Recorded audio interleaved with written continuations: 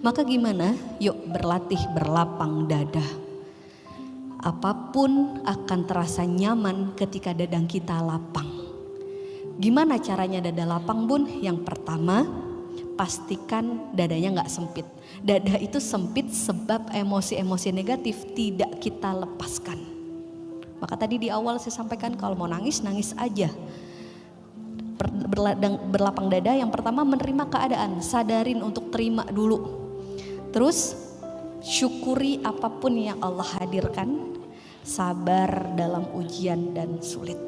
Sabar itu bukan berarti gak boleh nangis, ingat sabar itu jalani dengan keyakinan penuh pada Allah meskipun pakai air mata. Gimana caranya syukur, Bun? Caranya syukur selama ini seringkali kita berpikir syukur itu harus membandingkan hidup kita dulu dengan orang. Contoh, ngerasa rumah kurang gede, harus cari rumah yang kecilan dulu baru bilang alhamdulillah ternyata rumah saya udah cukup gede. Syukur itu bukan seperti itu. Kalau kayak gitu konsepnya, maka kita akan terus kesulitan.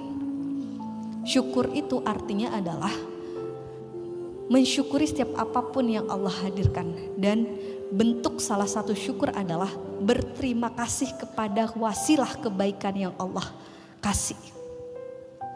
Jadi siapapun yang memberi kebaikan kepada kita, termasuk orang-orang yang menggoreskan luka kepada kita dan membuat kita semakin baik, maka kita wajib berterima kasih. Contoh, bukankah banyak orang yang sholatnya lebih nikmat setelah Allah kasih masalah? Benar gak, Bun? Benar? Kalau lagi lapang semua, doanya Rabbana atina fid dunya hasanah wa fil amin. Tapi kalau ada masalah baru gelar sajadah sudah menitikkan air mata. Benar? Dan siapa-siapa yang mengantarkan kita pada titik itu, maka kita wajib berterima kasih. Bun, ternyata yang mengantarkan adalah orang ketiga di dalam pernikahan. Say thank you, makasih ya. Dan itu gak mudah, guys. Gak mudah memang. Tapi setidaknya di dalam hati kita bilang, ya Allah, sebab wasilah ini saya jadi merasakan nikmatnya sholat. Mending mana, Bun? Kayak Fir'aun, Allah kasih punya kemewahan dunia, semua yang dia inginkan didapat. Bahkan dalam sebuah riwayat, Fir'aun tidak pernah sakit gigi. Saking gak pernah sakit, makanya dia jadi merasa Tuhan, jadi takabur. Mending mana seperti Fir'aun? Dia dikasih semua kemewahan dunia, tapi hatinya tidak bisa hidup dan tidak bisa merintih nama Allah. Atau seperti kita yang kadang nangis, tapi hati kita justru bisa merintih seperti merintih asma Allah. Mending mana? Mending dikasih kemewahan hidup tapi bisa merintih nama Allah. Itu gak ada di pilihan. Berarti gimana, Bun, caranya banyak bersyukur? Satu, agar minasyakirin ya, karena kata Allah la in syakartum la azidannakum wa la in kafartum inna adzabi lasyadid.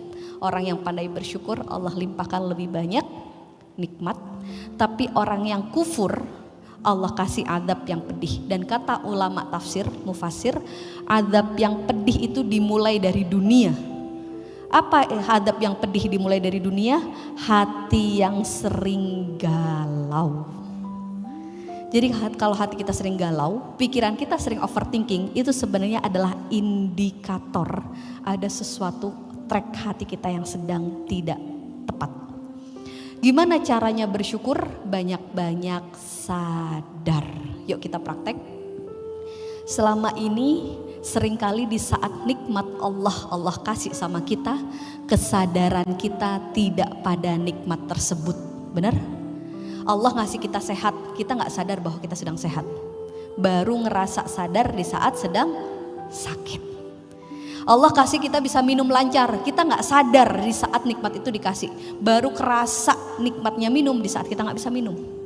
Maka ini salah satu cara untuk kita berlatih syukur di setiap hembusan nafas kita dengan cara mindful atau khusyuk.